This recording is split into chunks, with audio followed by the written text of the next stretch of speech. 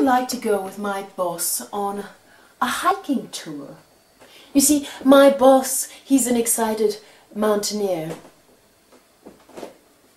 We'd climb higher and higher and reach the top, way below the glacier.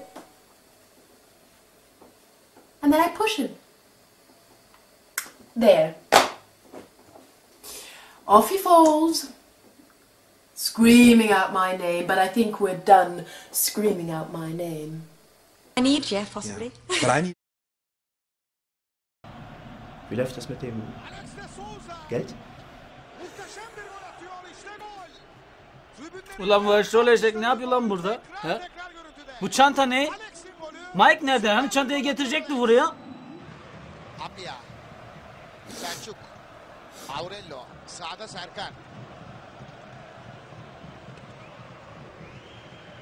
Serkan.